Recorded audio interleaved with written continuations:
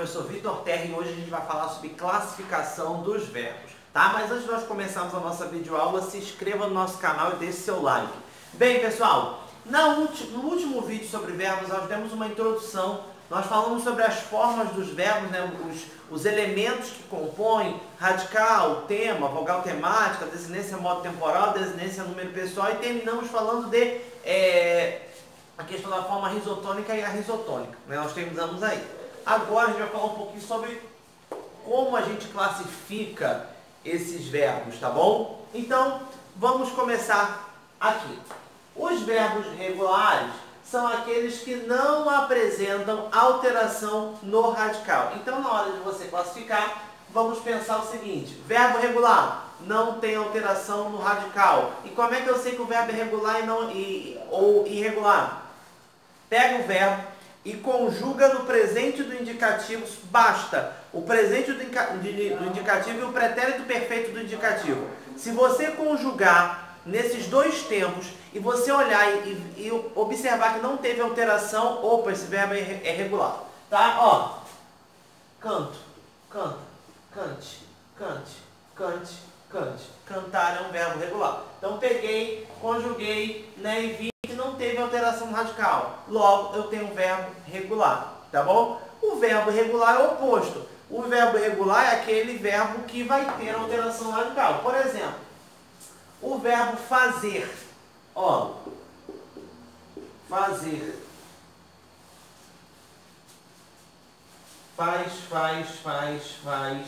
Faz.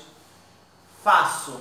Por causa desta cedilha aqui, nós temos um verbo irregular. O verbo irregular ele pode ter grandes mudanças, como ele pode ter pequenas mudanças, tá? Como é o caso do verbo fazer aí. Tudo bem? Nós temos também os verbos defectivos, tá? E o que é um verbo defectivo? É um verbo de conjugação incompleta, tá bom? No caso, o verbo reaver e o verbo falir, nós temos reaver, falir, feder, colorir, tá bom? Adequar, nós temos verbos que não têm uma conjugação completa. Verbo reaver, eu, tu, ele, eles. Só tem nós reavemos e vós reaveis. Falir, gente, verbo reaver cai muito em concurso público. Aí tá lá, eu reavejo. E aí você vai lá e marca que tá certo. Mas tá errado, não existe, tá? Verbo falir, eu, tu, ele, eles. Só existe falimos e falis, tá? Então o verbo defectivo é aquele verbo que não apresenta conjugação completa. Verbos abundantes. Existem verbos que abundam. O que é um verbo que abunda? É um verbo que tem mais de uma forma, tá? Então, apresentam mais de uma conjugação, tá? Tem uma lista enorme dos verbos que abundam, tá? É claro que eu não ia colocar todos, eu ia pegar um quadro e mostrar e ficar repetindo para vocês. Eu só quero que você entenda isso. Nós temos, né, um particípio regular, a maioria desses verbos vão acontecer no particípio. Então a gente tem o particípio regular e o irregular. O particípio regular é aquele que termina em ado, edo e ido, né? Imprimido, limpado, né? E aí a gente tem o particípio regular e o irregular. Então vamos lá, imprimir. Imprimir abunda, porque eu tenho imprimido e impresso. Eu tenho duas formas, né? Vitor, eu vou usar as duas formas sempre para os mesmos contextos? Não. Vão haver casos, né? Vai haver casos que você vai ter uma forma ou outra, tá bom? Limpar. Limpar a bunda, porque eu tenho limpado e limpo. Enxugar a bunda, porque eu tenho enxugado e enxuto. Soltar a bunda, porque eu tenho soltado e solto. Matar a bunda, porque eu tenho matado e morto. Tá bom? Então, esses são alguns dos verbos. Fritar a bunda, porque eu tenho fritado e frito, né? E tem outros aí, uma lista bem interessante de verbos abundantes. Tudo bem? E o que seriam verbos auxiliares?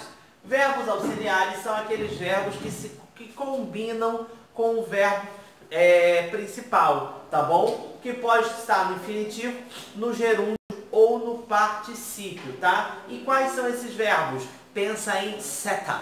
Seta com H, tá? Seta. Então eu tenho verbo ser, verbo estar, verbo ter e verbo haver. Esses são os mais comuns, tá? Tá? Então quando eu falo assim, ó, Genária está amando. Pensa da seguinte forma. Qual é o verbo que dá a mensagem? Que fecha o sentido? É o verbo amando, correto?